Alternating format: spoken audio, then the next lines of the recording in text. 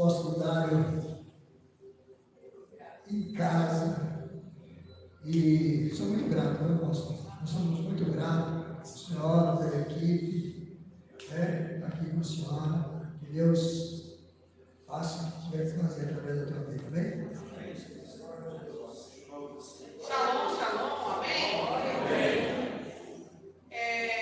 Eu gostaria que você começasse, você que ora em línguas, comece a orar em línguas.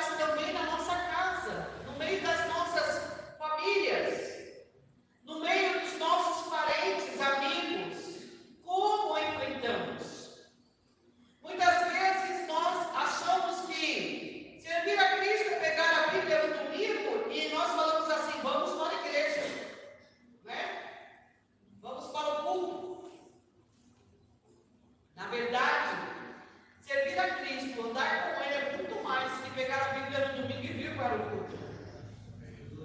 Servir a Cristo é você andar todos os dias com Jesus. Independente se o pastor te ligou ou não. Independente se você foi visitado na sua casa por algum irmão. Porque a minha aliança que eu tenho é com Cristo.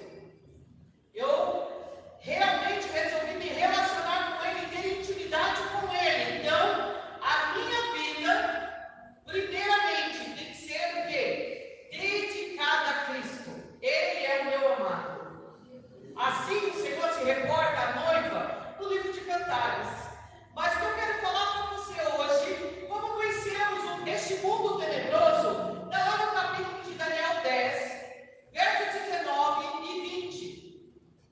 Eu quero falar sobre o espírito que tem, desde os tempos de Daniel, ou talvez até antes de Daniel, insuflado e influenciado as nações.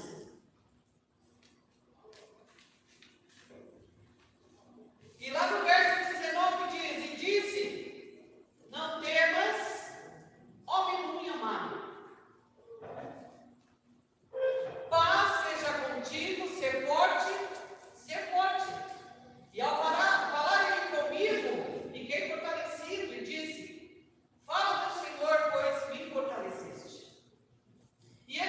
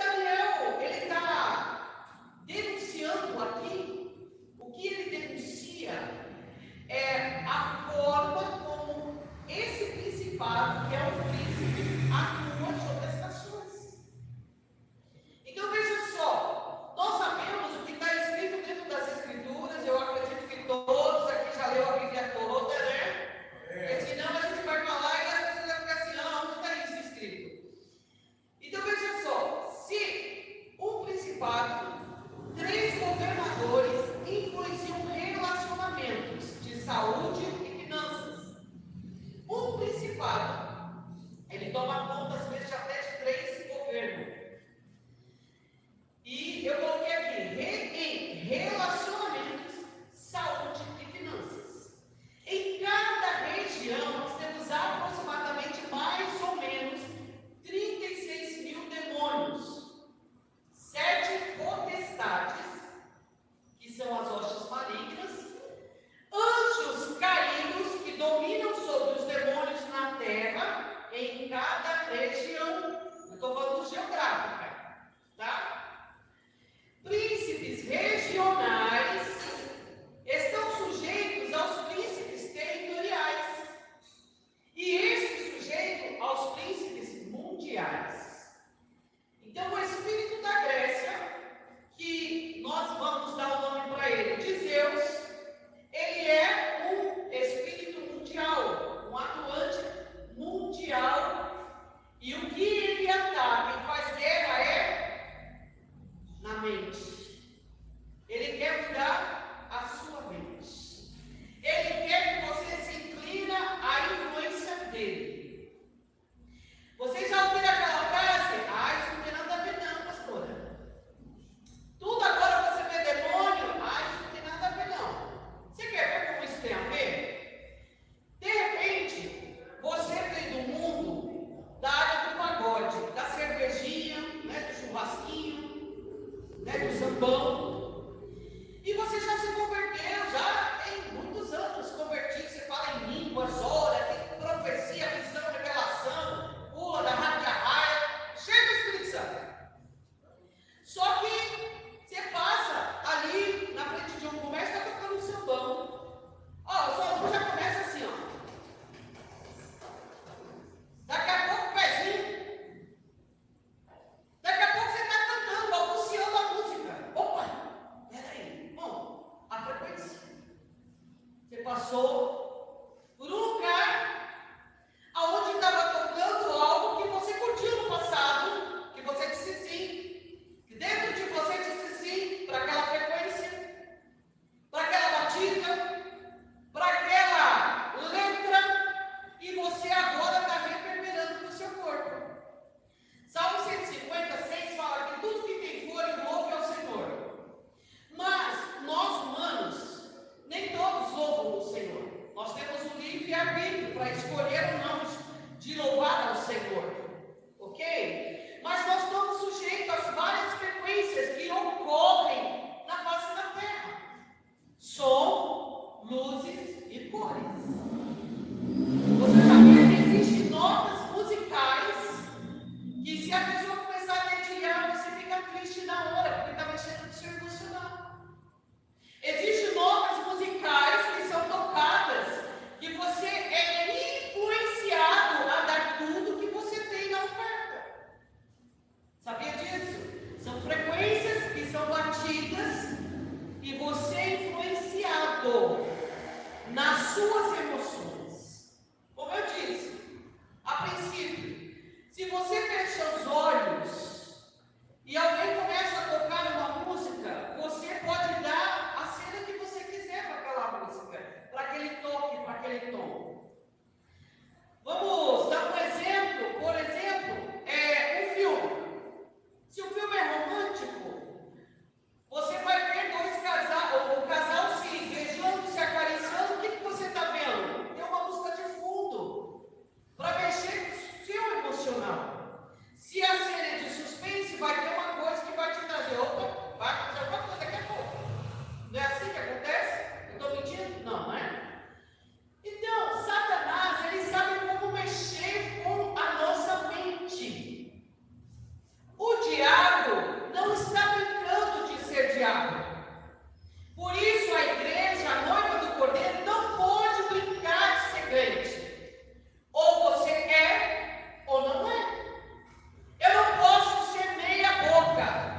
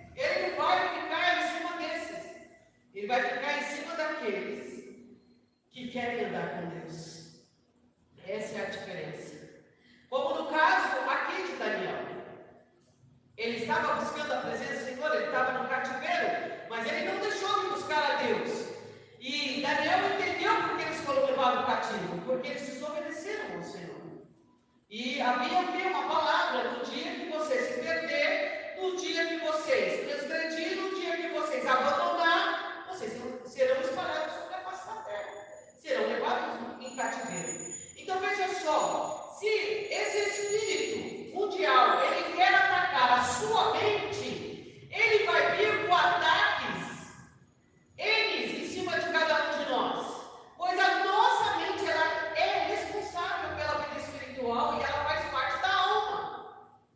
É uma das regiões ou das sete da tua alma é a tua mente, a tua vontade. Por isso cada um vai responder pelas suas escolhas. A mente, desejo, raciocínio, imaginação, tudo está na sete da alma. São 8 portas que a sua alma tem. Aliás, 7 portas que a sua alma tem. Agora veja só, para cada porta, eu costumo dizer assim: Deus deixou um espírito. Baseado em Isaías 11:2, diz a palavra do Senhor que da raiz de Jessé se levantaria o desejável das nações, e ele carregaria sobre os seus ombros um principado. E aí ele começa a denotar o espírito de sabedoria, o espírito de entendimento, de conselho, o espírito do Senhor, o espírito de fortaleza, o espírito de temor ao Senhor. Veja só, irmãos, esses 7 espíritos não é o espírito de Deus, tá? O espírito de Deus é Deus, como Pai e como Filho. Agora, esses 7 espíritos de Deus estão diante do trono lá em Apocalipse, que é os 7 olhos que percorrem toda a terra, e que Deus sabe de tudo que acontece na terra, inclusive quando nós estamos lá escondidos na sua casa, né? Se você estiver fazendo uma besteira, o Senhor sabe que você está fazendo uma besteira. Você sabia que da parte de Deus tem um anjo que anda na face da terra, olhando a tua justiça que você faz? E de tempos em tempos ele leva para o Pai que ele passou na casa do justo e que o justo agiu com justiça ou não. Sabia disso? Irmãos, você consegue acreditar que o mundo espiritual é igual ao real? Ele é bem melhorado, bem melhor do que o real que nós vivemos. Mas se aqui você tem a polícia na rua, no mundo espiritual também tem. Os anjos lá correndo e visualizando as coisas que não estão corretas. Se aqui no mundo real nós temos presidentes, governadores e etc., os céus também tem. Se aqui nós temos lugares, hospitais, isso e aquilo, eu estou falando um pouquinho do mundo espiritual, para você poder entender as coisas espirituais. Nós temos um hospital e você precisa de uma cirurgia, você vai lá para o hospital, você precisa de um transplante. Então tem um amigo que ele disse o seguinte: ele foi arrebatado aos céus e o anjo levou ele numa sala. E ele chegou naquela sala, tinha muitos pulmões, rins, coração, e ele via que eles estavam vivos, mas tinha uma pilha toda de ouro. E ele questiona: mas por que aqueles não estão pendurados que nem esses? Porque aqueles já desceram a sepultura, ninguém veio buscar os órgãos que precisavam. Você vê como que é interessante? Porque a primeira coisa que nós ouvimos do médico é o decreto: você não tem rim, por exemplo. Eu estou falando isso por experiência. O meu pai se converteu, ficou 3 anos e meio convertido, vivendo com 1/4 de um pulmão. Ou seja, 1/4 de um pulmão quer dizer que nesse pulmão metade já não prestava e a outra parte nem existia. E ele ficou 3 anos e meio servindo ao Senhor com 1/4 de pulmão. Veja só, você recebe o decreto do médico, abraça o decreto: eu sou ruim mesmo, vou morrer logo. Você não vai no céu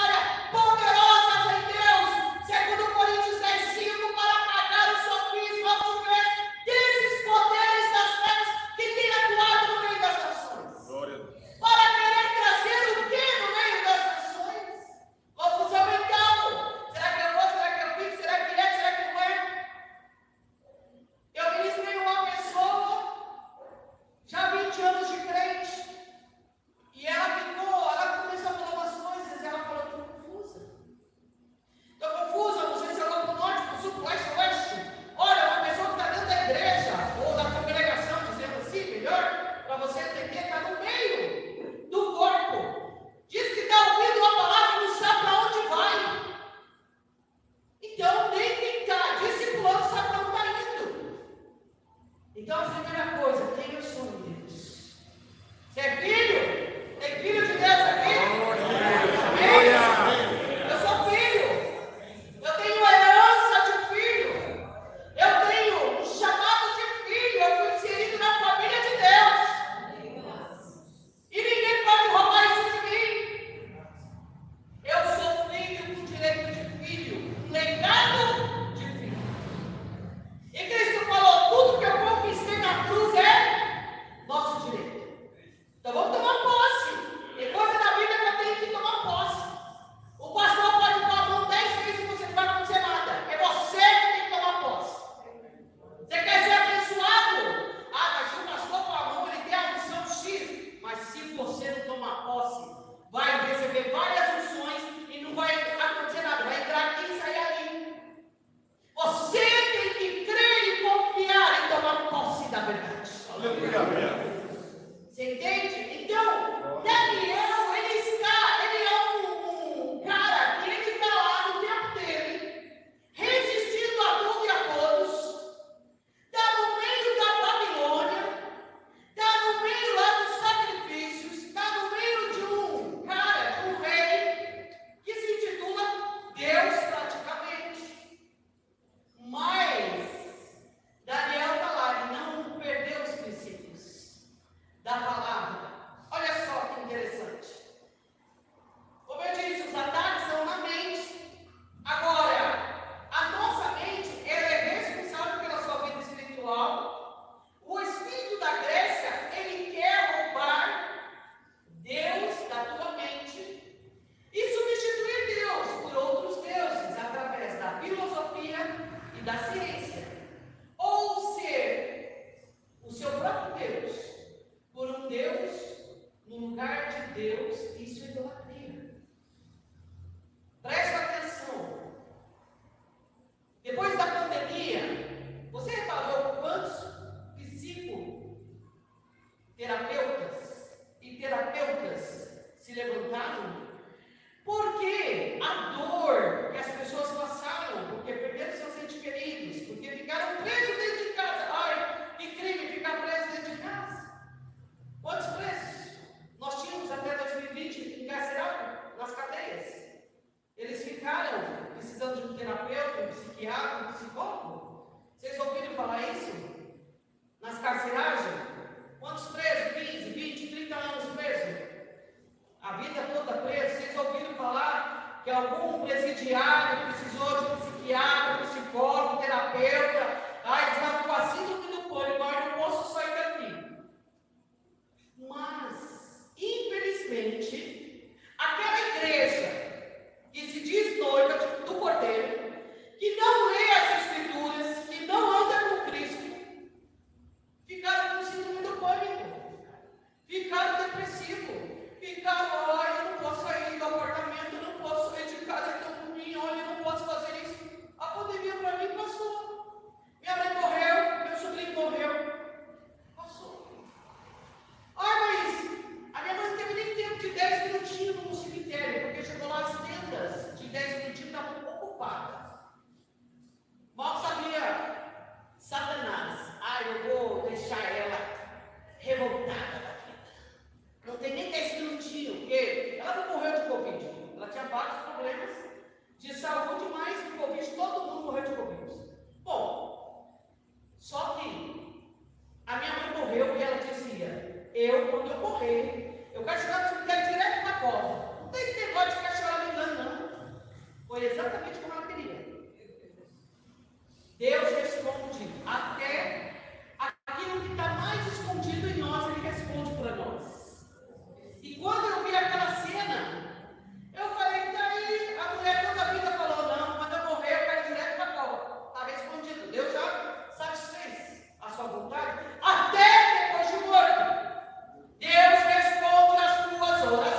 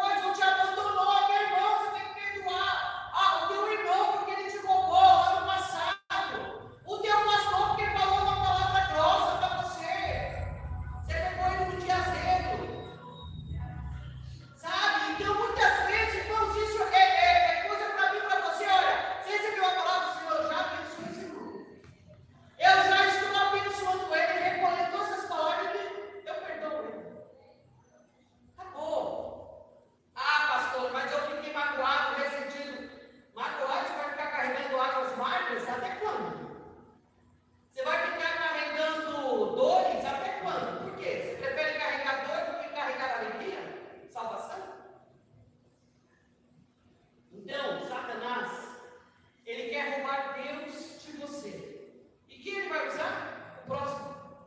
Quando Cristo fala assim, ó, quem é o teu próximo?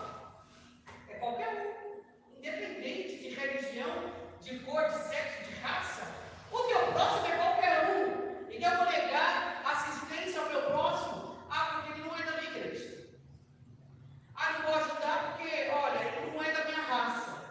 Não é da minha sociedade. Quando você vai fazendo bem, você faz sem olhar a quem? O teu próximo. Quem é o teu próximo? Satanás, ele quer usar pequenas coisas. Tipo, o teu próximo te ofendeu, o teu vizinho jogou lixo na tua porta, e você vai lá e pega com raiva e pá, joga tudo, espalha para a calçada dele. Não, vai lá, pega o lixo, dando glória a Deus. O seu vizinho muito, ele pode ficar endemoniado. Aí você vai lá, expulsa o demônio e prega Jesus para ele. É uma oportunidade que você vai ter. Agora, se você brigar com ele, perdeu, fechou a porta. Você vai entender? São pequenas coisas. Que você pode perder Deus numa atitude errada sua. Outra coisa. O espírito da Grécia que encobre o entendimento e deixa-nos cegos e confusos. Segundo Coríntios 4 fala que o Deus desse século cegou os entendimentos para que a palavra não entrar. E aquela pessoa que está enraivecida, com muita raiva. Aquela pessoa que se acha que ela é coitadinho de Jesus. Autocomiseração nela sobra. Ela é coitadinho. Ninguém me vê, ninguém me assiste, ninguém cuida de mim. Aí sabe o que ela faz? Ela fica cauterizada.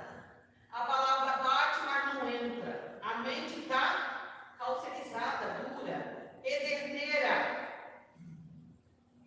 Está uma pedra, geleira, não sente mais a presença de Deus. Vai para os cultos, fica só reparando. Ó, você viu o sapato da mulher do pastor? E aquela obreira lá, ó o cabelo dela. Ó, hoje ela foi no salão, ó, ela fez a unha. Fica só reparando, por quê? Está uma pedreira. Não deixa a palavra entrar, não consegue adorar. Nós viemos para adorar. Nós não viemos para ser servido, nós viemos servir com alegria. Eu vim trazer o meu culto a Deus, a minha adoração a Deus. Então Satanás, ele vem e ele quer colocar o contrário no coração das pessoas. A irmã chegou na porta, o pastor passou e não cumprimentou. Pastor, acho que eu fiz alguma coisa, o pastor nem olhou para a minha cara. Meu amado, vamos crescer. Deixa isso para quem está chegando na fé. Seja crente velho. Pensa isso. Você acha que todo dia o pastor vai na porta cumprimentando todo mundo que entra? E naquelas igrejas mega, que o pastor nem sabe quem está na igreja.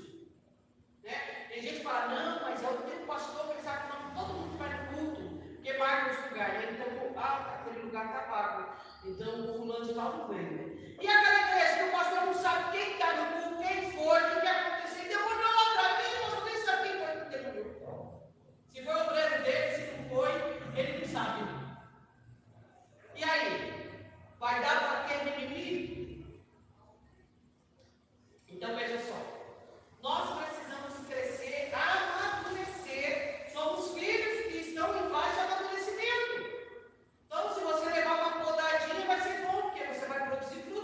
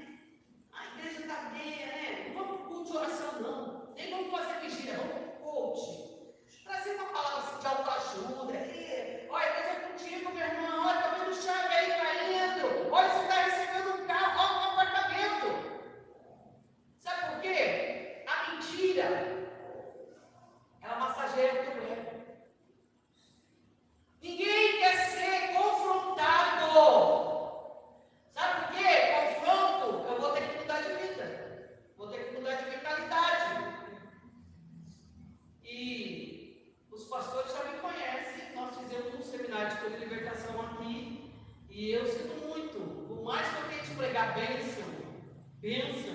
Sabe aquela bênção? Eu estou vendo um carro, estou vendo chave, estou vendo isso. Não consigo. Porque a palavra é de confronto, é para você se olhar e ver quem você é em Deus. Eu tenho que dar uma resposta para o mundo aí fora. Eu tenho que dar uma resposta para o meu vizinho. O meu vizinho sabe que eu sou crente, que eu pego a Bíblia e vou para o culto todo domingo. Mas a minha atitude de crente, ó, passa longe. O vizinho está mais crente que eu, porque na minha casa só tem que ter discussão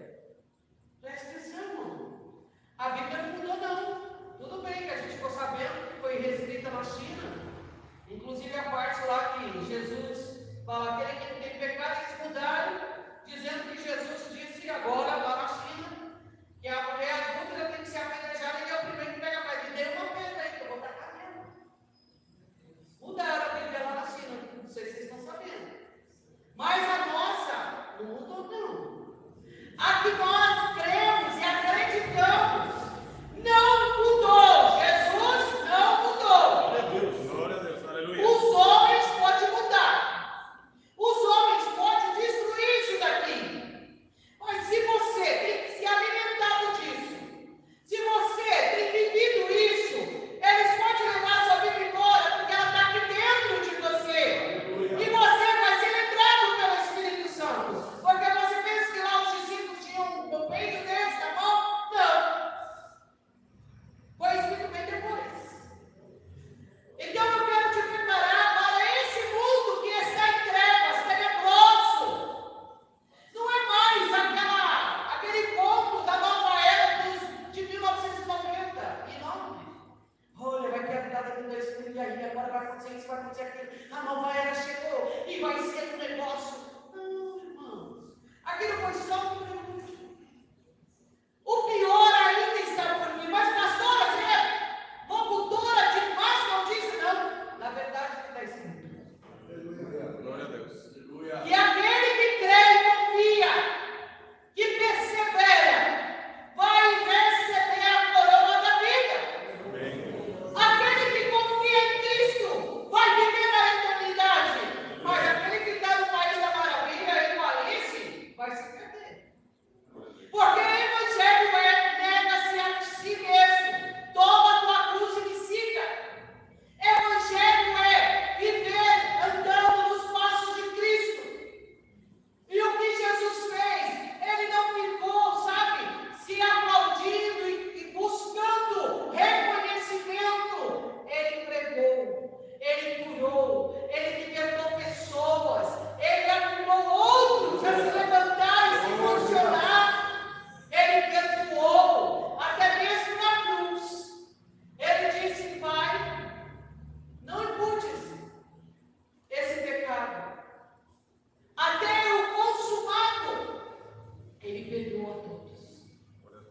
Então veja só, que evangelho você tem vivido? Sabe, eu tenho visto pessoas se esvaindo e até deixando o evangelho, e indo após outros deuses. E realmente o Deus da Grécia está fazendo isso. Está tirando o certo pelo duvidoso. E os profetas profetizaram isso, que haveria tempo que o certo seria errado e o errado seria certo. E o que nós mais temos visto? Desgeneralizado a educação, a autoridade de pais e filhos. Então, os lares estão totalmente deturpados, porque os filhos creem em Paulo Freire, enquanto os pais estão crendo em Jesus. E acham que Paulo Freire é verdadeiro, quando é mentiroso. O que a sociedade ou o governo fez? Ele fez o quê? Os nossos filhos foram tomados conta pelo governo, porque as mulheres precisam trabalhar, cuidar dos seus filhos. Quem vai cuidar? Vai para a creche. Então o governo passa a tomar conta da creche. Da creche vai lá para o maternal, o jardim vai lá para o integral. E o governo vai tomando conta. Vai decidir o que ele quer. As ideologias que ele quer. E isso faz parte do Deus da Grécia. Isso para as mentes. O que você pega aí um jovem, um rapaz de 21 anos, segundo a psiquiatria, ele não amadureceu, ele só vai amadurecer lá para os 24, 25 anos. Uma moça com 15, 16 anos já é madura, mas um homem com 21, 24 ainda não amadureceu. Eu casei com 17, a minha mãe tinha 21 e nós sabíamos o que queria. E nós trabalhávamos para isso. Quer dizer, não amadureceu? Ou os pais super protetores. Ah, não, meu filho só vai trabalhar quando fazer 21 anos. Mas o seu pai trabalhou na roça com 4 anos de idade com enxadinha. Você talvez pegou uma parte da roça. Mas era serviço escravo. Ah, é? E você virou escravo? Você virou homem? Você virou uma mulher? Você entende o que eu estou falando? Você vê que os valores mudaram? A cultura parece que deu uma virada de 360 graus? Ah, mas tadinho. Eu tenho uma netinha de 8 anos. Já pensou? Eu vou ela para lavar a louça. Pelo amor de Deus. Isso é desumano. valores, irmãos. Está se perdendo princípios. Da sua casa está se perdendo. Porque a gente olha para o neto e acha que ele é, né, muito pequenininho, vai lavar o não, bota na cadeira, bota ele lá. Ensina ele a lavar o prato dele, o copo dele. Ensina ele a tirar o tapete da casa, a varrer o chão, a arear o vaso sanitário. E aí você vai ver que ele vai dar valor lá na frente, porque senão as moças aí de 14, 15 anos sabem nem fritar ovo, nem fazer o miojo.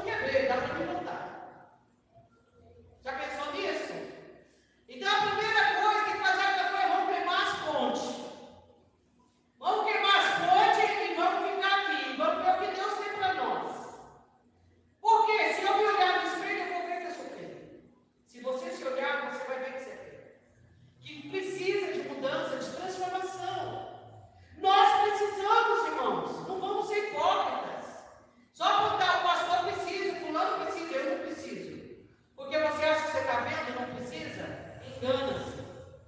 Porque às vezes, você que está vendo precisa muito mais. Sabe? Se submeter. Então veja só, às vezes nós temos um grupo de intercessão. Aí eles acham que são os caras.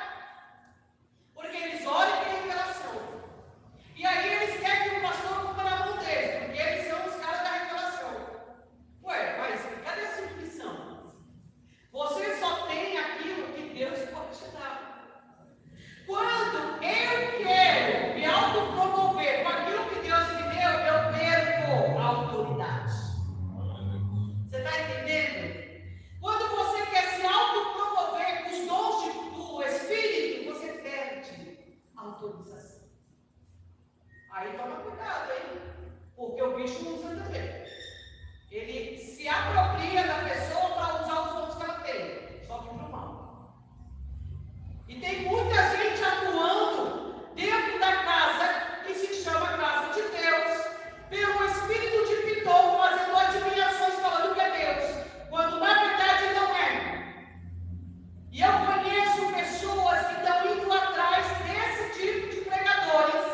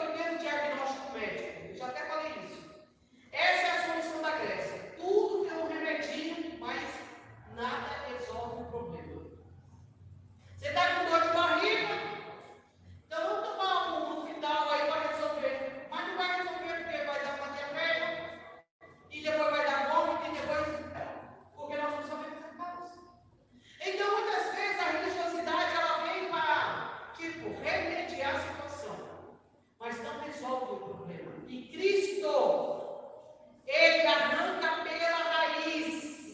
Porque o Evangelho, ele é radical, ele é para arrancar pela raiz. Não tem meio termo com Jesus. Glória a Deus. Porque muitos daquele dia, irmãos, vão chegar diante do Senhor e vão falar: mas Senhor, no teu nome, eu tocava na igreja, eu cantava, no teu nome eu expulsava demônio. Olha, Jesus, mas no teu nome eu profetizava, eu revelava. E ele, sabe o que ele vai dizer? A tradução: apartai-vos de mim, maldito, eu não vos conheço. Aí, mas Jesus era tão duro assim com Jesus, ué, se ele está falando, apartai-vos de mim, eu não te conheço, maldito. Por quê? Porque eu fiz tantas obras. Quantas obras eu fiz? Deus mandou eu fazer? Primeiro, Deus mandou eu fazer. Segundo, quanto eu deixei Deus fazer em mim? Quanto eu renunciei? Quanto eu aprendi a ouvir Deus? Muitas vezes nós estamos aqui. Automaticamente você precisa dar uma resposta para o público. Você precisa pregar para a igreja. O pastor, ele se responsabiliza pelo ministério. E muitas vezes ele não tem tempo, porque toda vez que ele vai fazer uma coisa, tem um chamando ele. E às vezes o pastor tem que dar um perdido mesmo.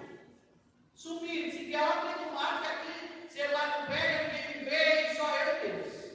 Precisa. Porque eu preciso falar com Deus. Eu já me peguei de acordar pela manhã e ficar até meio dia respondendo no WhatsApp, olhando por gente que pedia oração. Gente, eu nem sei de onde era. E aí um dia eu falei: peraí, que negócio é esse? Calma lá, e que é isso? Vocês oram por mim? Ai, todo mundo ora aqui, ora por mim. Ai, 6 horas, 6 horas, 6 horas. Vai no culto da tarde da bênção lá, que tem uns irmãos que oram.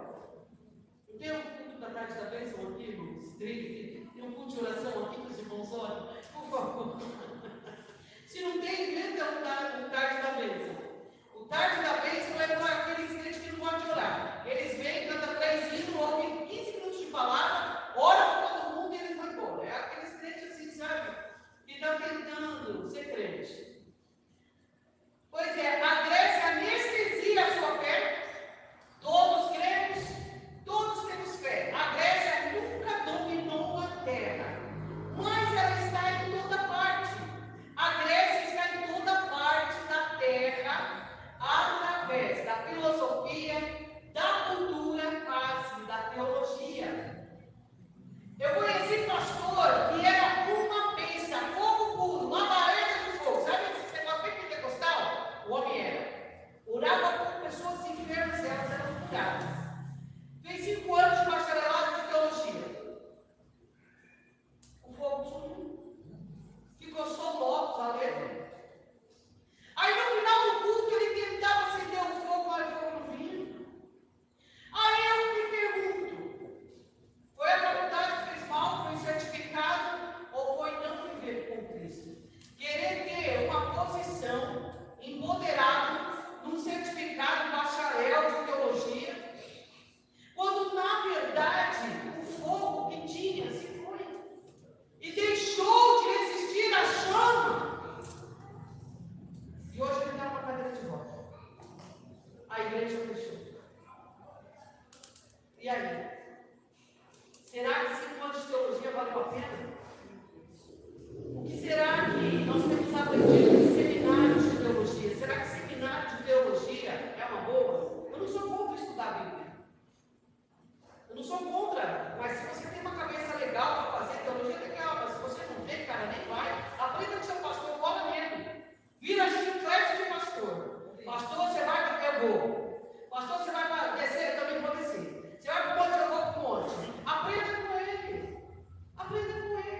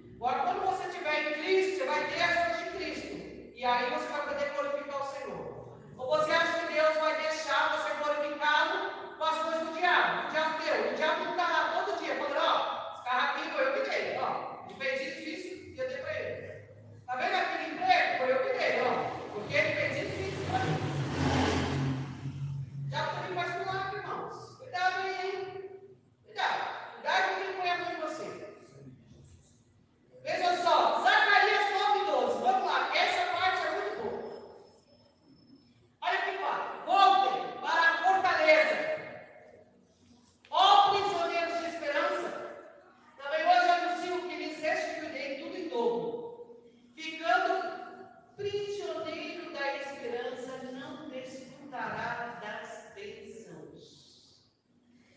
Quando voltem para a fortaleza, mente está presa, tem fortalezas, ó prisioneiro da esperança. Agora vai lá, no 13.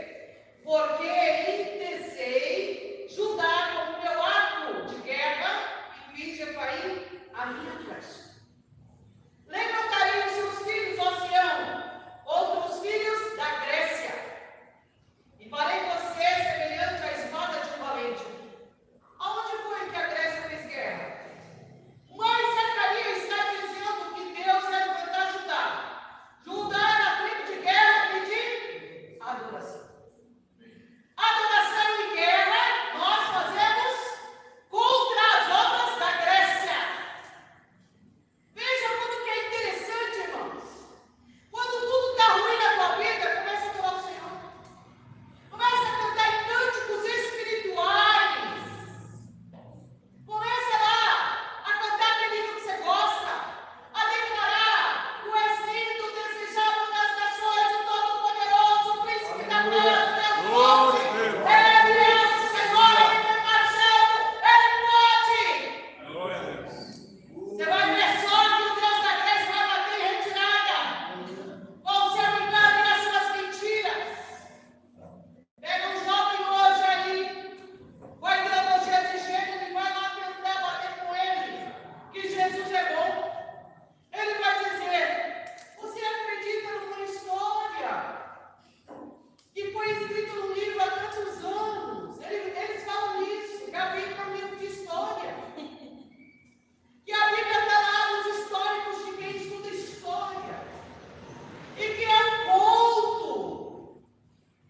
Então a Bíblia é muito mais poderosa do que eu imagino, porque os contos ainda continuam acontecendo escrito na palavra. Glória a Deus. Então é muito mais poderoso do que eu imagino. Mas o Deus da Grécia quer que você deixe de crer. Então ela vai trazer outras coisas, para que você se assemelhe e a tua mente fique cativa. E aí no verso 17, Zacarias 9, pois quão grande é a sua bondade e quão grande é a sua formosura, o trigo fará florescer os jovens e o vinho as moças. Ou seja, quando você combate o espírito da Grécia, o trigo, a palavra, e o vinho, a alegria do Espírito Santo não vai faltar em nós. Glória a Deus. Vai ser abundante na noiva. Porque a noiva vai ter, sabe o quê? Davi falava tutano. Porque ela vai estar alicerçada. Porque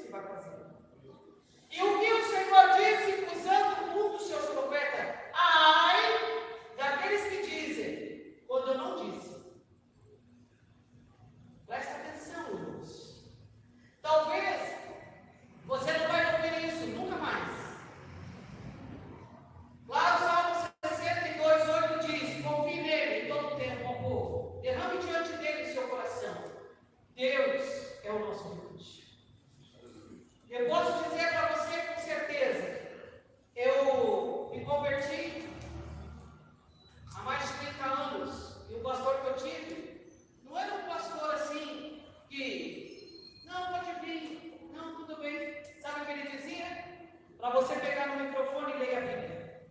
Você só pega no microfone quando você lê a Bíblia toda. Quando você lê a Bíblia toda e não voltar na escola bíblica, aí nós vamos começar a conversar se você pode pegar no microfone. Muita gente está falando engano e mentira, ensinando aquilo que Deus não falou. E muitos estão indo atrás. Por que nós, como ovelhas, né? A simbologia é a ovelha. Você já parou para pensar nisso? O que a ovelha significa? É o animal mais débil. Se cai de costas, tem que alguém vir e virar ela, porque ela não consegue se virar e pôr de pé. Mas ela conhece a voz do pastor. Ela conhece. Cristo nos chama de ovelha. Mas nós podemos ser até débeis em muitas coisas, mas precisamos ter um ouvido aguçado para ouvir as notícias. Nós não podemos ser seduzidos pelo Deus deste mundo. Então eu quero que você entenda isso. Para se viver esses dias que nós estamos vivendo, que talvez os seus filhos vão viver, e você precisa hoje ter responsabilidade de começar a ensinar os seus filhos que eles vão viver dias difíceis. Talvez muitos de nós aqui vamos ter que correr para o mato se esconder. Talvez não. Depende da negociação que fizermos. Se queremos ir para os céus ou se serviremos outros deuses. Mas a escolha vai ser de cada um de nós. O que eu tenho para falar para você: Satanás é sutil. Ele vem com meias verdades. Eu falo isso para você porque eu conheço muitas pessoas que estão vivendo engano e com mentira. E estão dizendo que é a palavra, só que ficam endemoniados facilmente. Por que será? Dizem ser pregadores da verdade, mas a verdade eles não conhecem, eles vivem na mentira. Eu quero que você coloque-se de pé nessa tarde. Estou encerrando.